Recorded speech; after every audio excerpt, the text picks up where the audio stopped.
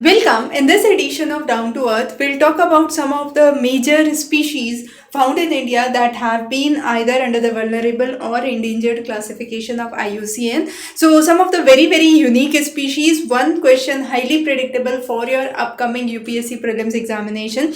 Now, the first one is Mishmi takin. Now, Mishmi takin is one of the unique ungulate species which is found in the highlands of Arunachal Pradesh, scientifically known as Budarcres texicolor. Now, this species actually has a muscular build with a very strong cultural significance, and this is able to navigate very steep terrains, and very few predators can actually follow it when it is on a steep terrain. Now, some of the tribes in the regions of Arunachal Pradesh, like Idu Mishmi, actually holds a very high cultural significance for this ungulate species. Similarly, Miju Mishmi and Adi tribe recognize them for its spiritual well-being. Now, this species has been classified under vulnerable under the IUCN Red List and has been protected by Indian law. The terrain is very important, and that terrain is actually the one that keeps this species still into existence. Now, there has been issues with the reason that this species has gone vulnerable, and the major reasons have been cited to destruction of the habitat, which accounts for infrastructure projects, huge amount of logging activities, salt lick poaching, which is hunting for meat. They are very vulnerable to what is called as when drawn to the salt licks, and therefore traditional hunting is again one of the important ways. So, what are the ways forward to protect the species? Include a scientific collaboration and preserving the traditional knowledge. The next one is Manipur's dancing deer, which is known as Sangai. Now, Sangai has been found in the Kebul Lamjo National Park, which is considered in itself one of the very unique floating national parks of the world. Now, scientifically called as Recuvus edley. This lives on the fumdis, which are the buoyant mats. These mats are seen on the water. Now, they float on the water and are made up of decomposed vegetation. So, this floating national park accounts for nearly 10 square kilometers of range, has a very unique ecosystem. Currently, there are only 64 such sangais or dancing deers which are present. Now, they were believed to be extinct somewhere in 1950s. However, there was a recovery that was cited, and after the recovery, there has been a significant growth trajectory in terms of population that has been seen. Now, the major threats include inbreeding, habitat loss, hydroelectric power projects in the region, and of course water pollution. So, human interference with unlimited untreated sewage disposals, agricultural runoff, degradation of the habitat have been some of the major factors, and these vegetable mats, which are the fumdis, have been broken, and as a result the deers have sink and drowned in the region. Right now, besides this, there are the areas other than the Kebul Lamjo National Park where sengais are found. They are found in other areas also, but the gene pool is critically insufficient. It has very reduced genetic diversity with very low immunity to diseases and very low reproduction success rate. The next is Nilgiri Tahar. Now, Nilgiri Tahar returned as the state animal of Tamil Nadu. Now, they are called as guardians of Western Ghats. They are usually the master of steep terrains again. The Shola grasslands of the Western Ghats are the areas where they are commonly found. Also, some of the species have deep cultural roots associated to Nilgiri Tahar. These includes the Todas, Bagadas, Kota, and the Muthuvan. Now, they actually have a very important mention in the Sangam literature as well, where indigenous tribes were very close to Nilgiri Tahars. And however, with agriculture, tourism, their habitat has been lost. There have been numerous invasive species like wattle and eucalyptus, which have been choking the natural grasses, and as a result, the species have been affected. So far, there has been around 2,500 species, mainly in the areas of Tamil Nadu and Kerala. Kerala works as a vital corridor, specifically the Arivakulam National Park area. Now, the project Tahar, which was launched in 2023, talks about restoration of the native grass areas, removing the wattle and the eucalyptus, reviving the native species, collaborating with tribes to manage the migration routes and feeding grounds, and creating a self-resilient ecosystem through corridor mapping. The next one is Kashmir Makhor. Now, Kashmir Makhor are usually seen in the range of Pir Panjal. They are called as Capra falconeri and are one of the world's most unique wild goats, which are known for their corkscrew horns, and they are again master of steep cliffs. There are only 250 individuals of the Kashmir Makhor which are remaining, mainly found in the Kazinag range. If we look onto the other areas, there are the macaws which are found in Hirpora. They are also found in the Talakuti area, but the highest number have been found in the Kazinag range. Now again, grazing of livestock, disturbance with the habitat, unplanned development, poaching have affected the Kashmir macaw in a significant way. If we look onto the prey base for macaw, they are snow leopards, common leopards, and wolves. And there has been a time to actually bring in, we could say, revival among the community to actually preserve those. The next one is the night watchers. Now these are called as the primates of Western Ghats, the child of the forest, and they have a very unique way of fighting for survival.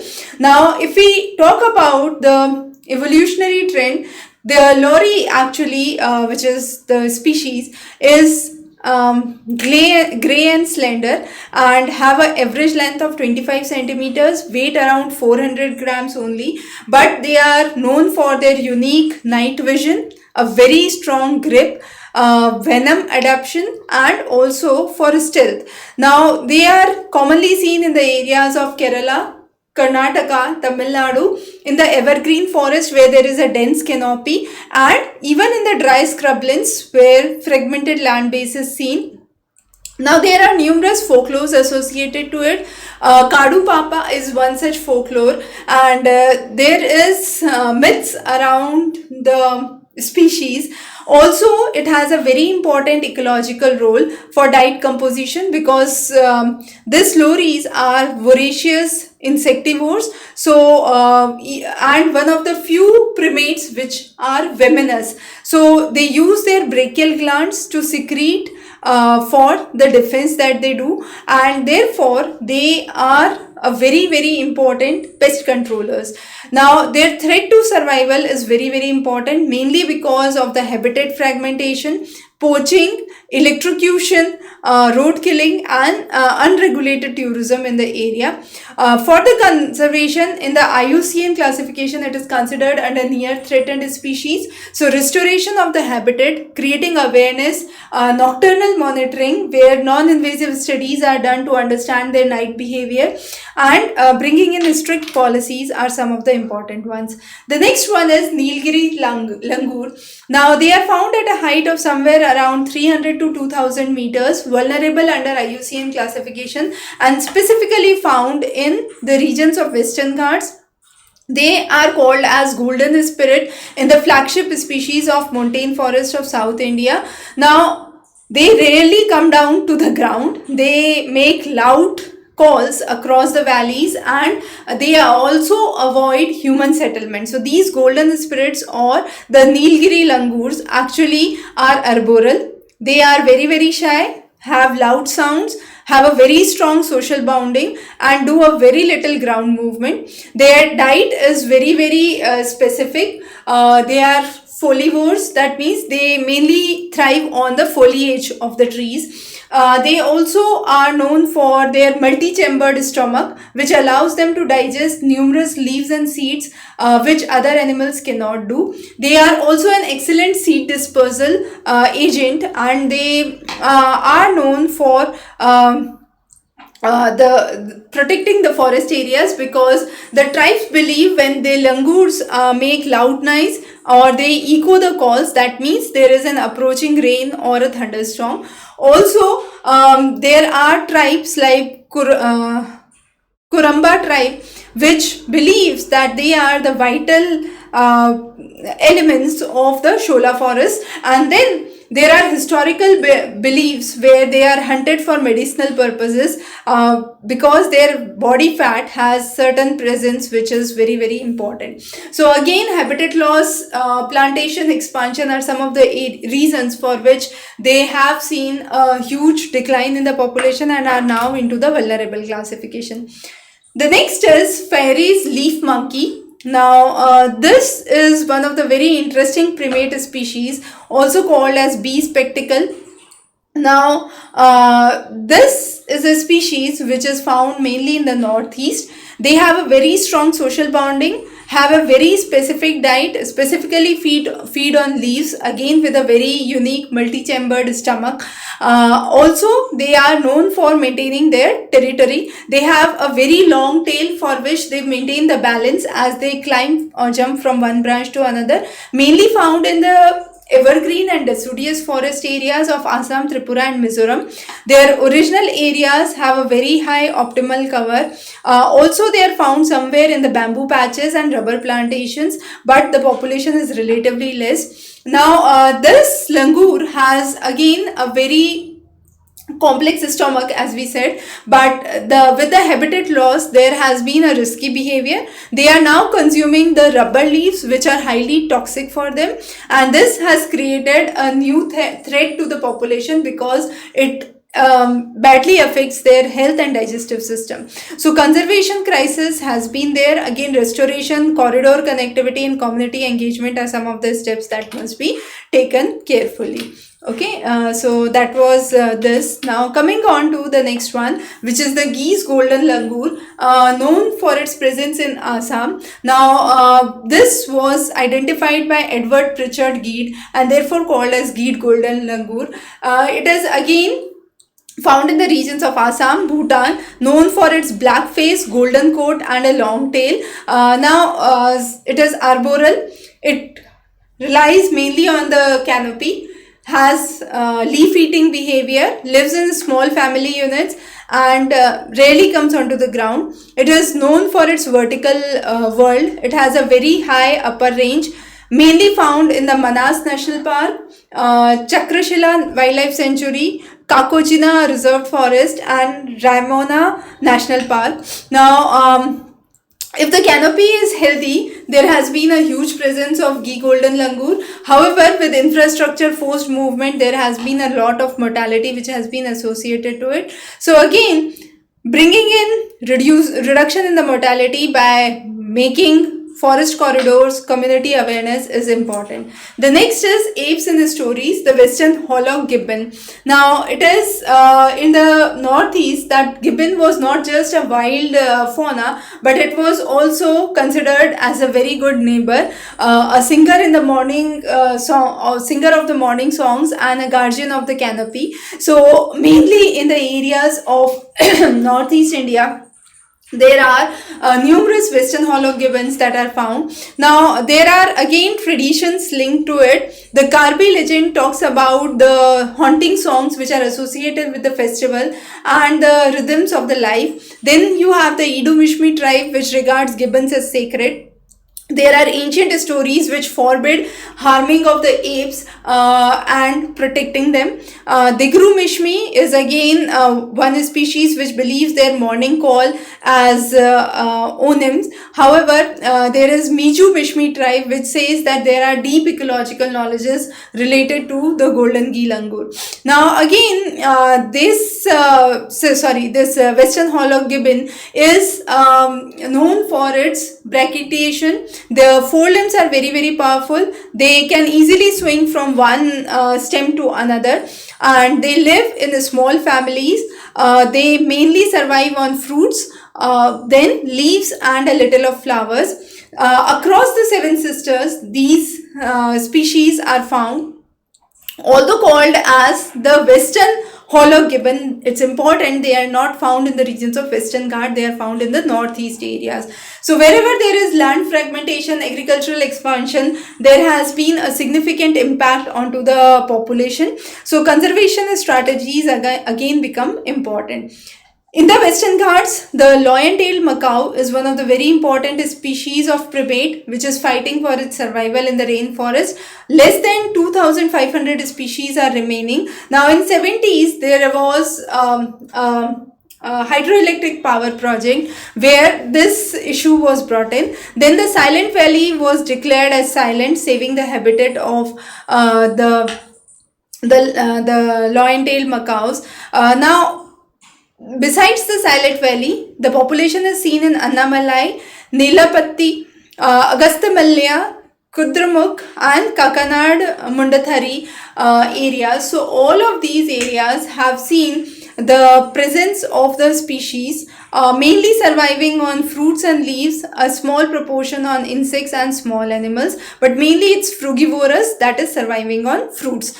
They are endangered because of genetic isolation, habitat destruction, then development of hydroelectric power projects. So taking out the problems of infrastructure, bringing in proper solutions where canopy bridges across the gaps are being installed so that these species can migrate.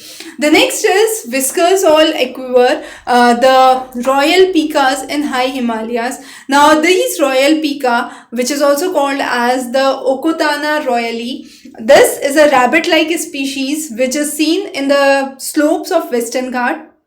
They have been also seen in the areas of Pakistan, Tibet and the nearby areas. They can survive deep snow winter and the freezing temperatures at very high altitude. So if we talk about the life, they are a habitat less than the tree line, right? Also, they have a very delicate balance of the snow cover and heat stress.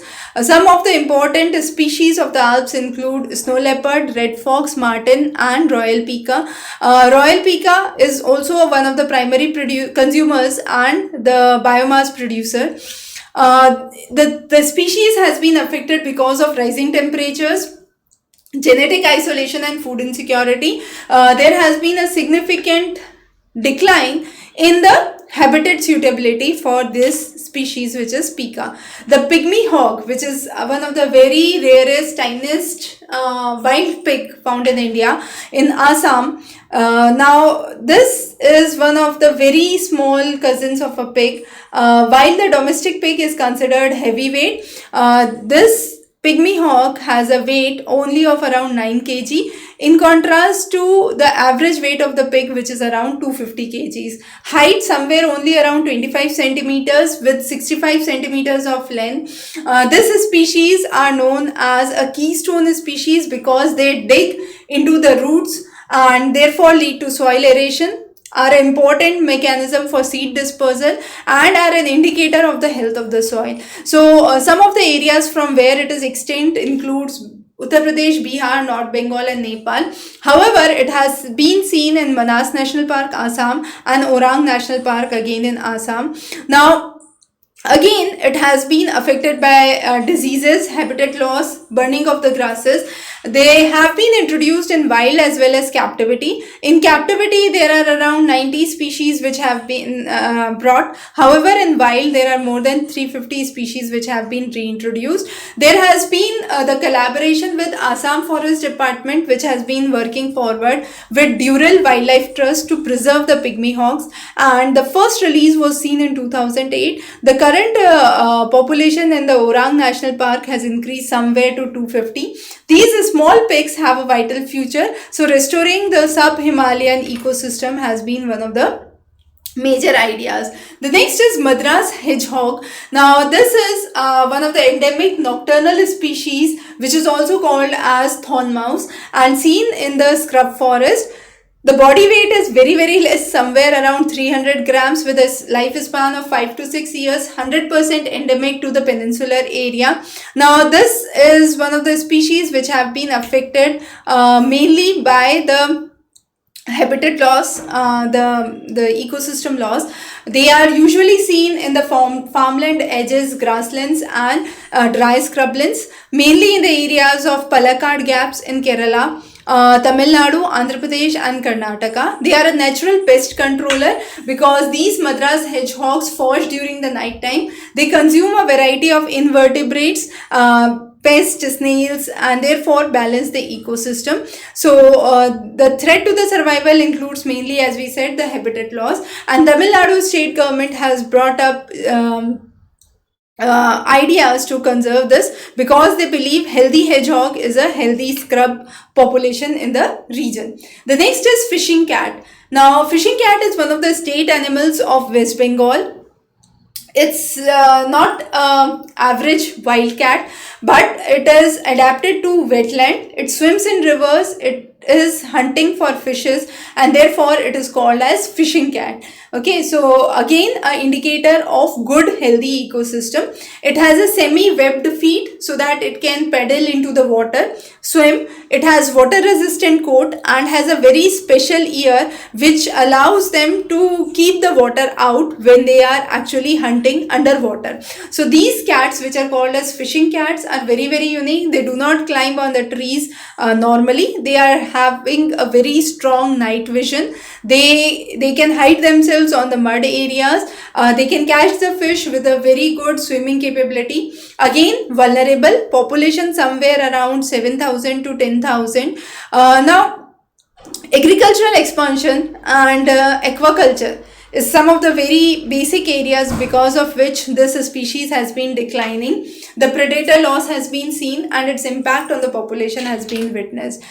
The next is the Bilth tragopan. Now this is a pheasant which is seen in the regions of eastern Himalayas from Arunachal Pradesh to the Yunnan province of China. It is considered as again a biodiverse mountain ecosystem with a population of somewhere around 10,000. The colors are very spectacular: crimson, scarlet, orange, yellow, pale blue, inflated throat. So different breeding seasons, they have different color patterns that are seen for the males. For the females, it is designed with brown tones. They have camouflage patterns and very elusive behaviors with nesting protection. Again, the mountain range where they are found is mainly seen with rhododendron woodlands, also with the broadleaf forest. The threats include forest fragmentation, shifting cultivation, hydroelectric power projects, and therefore conserving the species to its best becomes important. The next one is black-necked crane. Now this is usually seen in the areas of Ladakh, Cha Thung Thung as it is locally called as. It is somewhere around 1.4 meters tall with very red eye patches and black neck that can be seen. It is considered as an icon of Tibet Plateau and its survival is very important because being onto the roof of the world with a global population of 13,000 to 15,000 near threatened species. In India, it's seen only in the areas of Ladakh, Arunachal Pradesh and in the Tibetan Plateau it has been found.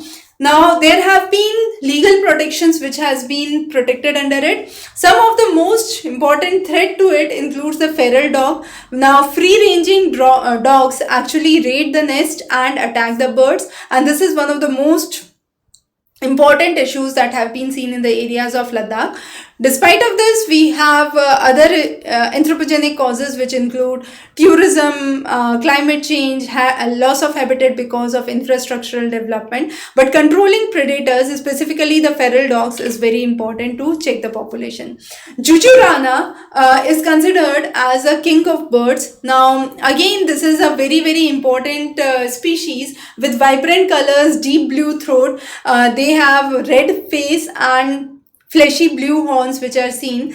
Now, the colors across the various patterns are very unique, and therefore they have a very strong presence. They are considered as a very unique pheasant in the regions of Western Himalayas. Population somewhere around 3000 is still declining, and there has been elevation range which is very narrow from 2000 to 3600 meters where they can exist, mainly surviving on bamboo shoots, leaves, seeds and wild berries. They are mainly seen in the Greater Himalaya National Park where more than 500 pairs are being found. Then Daraghanti Wildlife Sanctuary and Rupi Bhaba Wildlife Sanctuary near to the Satluj. If we see, the booming calls are peak during May, that's the courtship display. During the June, there is nesting in the low tree cavities, and July after there is incubation and rearing. So monitoring and survey is one such way through which this can be protected. The next is turning turtles. Now these are called as the red-crowned roof turtle, and they are seen in Ganga river. They are endemic to Ganga with around 500 nesting females and less than 1000 males which are present. They are again under the IUCN classification of the red list. We have seen there has been a significant collapse in the habitat of the turning turtles, and the real impact has been because of illegal trade, destruction of the habitat, egg harvesting, sand mining, poaching and dams being built in the nearby areas. The eggs incubate in the warm sand for nearly 60 to 65 days and then they hatch. The eggs are seen somewhere in the month of March where they clutch together as 15 to 20 eggs together. And then there has been protection species and protection strategies that have been brought in the region for preserving the species. The next is Bengal florican. They are called as dancers of grasslands and they have less than 350 species which are present in the alluvial grasslands of Gangetic Brahmaputra plains.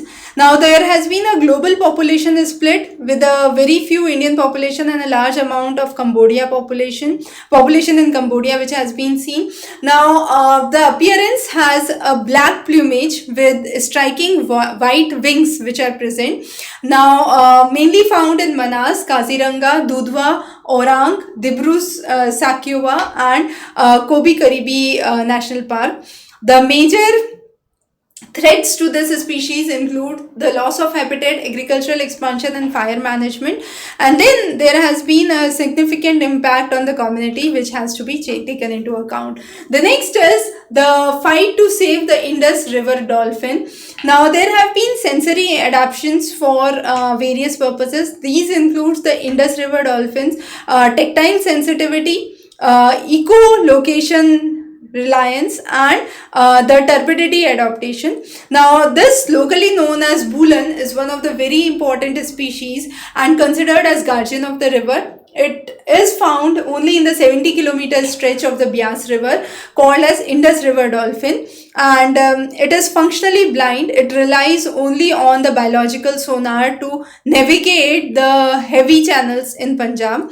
The threats are mainly the river dams which are being built, the fragmentation of the habitat, and industrial population.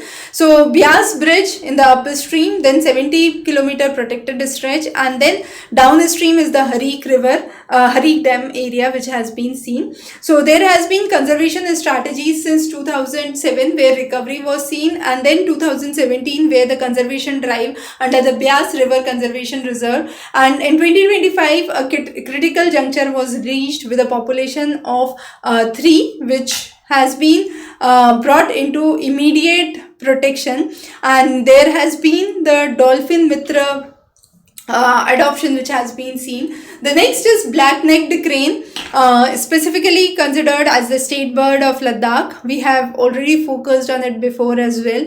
So black-necked crane, which is around 1.4 meters tall, the population, as we saw, has been declining, and there has been action plans which has been brought forward for it. The last one that we would discuss today is king cobra. Now it is considered as India's national reptile, most venomous in world, and it is considered as a predator which remains mystery to the science. Somewhere reaching up to a length of 6 meters, it dwarfs the other venomous reptiles. It is seen in the dense forest of South and Southeast Asia. King cobra has a length of 6 meters in comparison to an average human length of 1.5 meters. Now, Thai antivenom have been failing Indian patients. Now, there has been a split which has provided the answer. Now, this antivenom has a efficiency of somewhere around 95 for Thai cobra. However, for Indian cobra, it has an efficacy of only around 15%. Also, from one species, which was the old belief, there are new 4 distinct species which have been identified. They are called as the widespread lineage of Hana, then the Western Ghats king cobra, Northern Philippines king cobra, and one more unnamed which is still under investigation. They are actually also called as snake eaters. They regulate the ecosystem by keeping other venomous snake population at a check, and therefore are important. Listed in vulnerable and protected, they have been under pressure from human population and under threat, and they have moved from vulnerable to near extinction. So there was a taxonomic revolution which was brought by dividing this into 4 distinct species for better future conservation and path forward. So king cobra, the Ophiophagus hana, is one of the very important reptiles and the world's one of the largest venomous reptiles. So those are some of the important topics that we have discussed in Down to Earth. Of course, this Down to Earth was specifically focused on vulnerable, endangered and near threatened species. We'll be covering more interesting topics in the upcoming session. So stay tuned. Thanks for joining. Have a great day.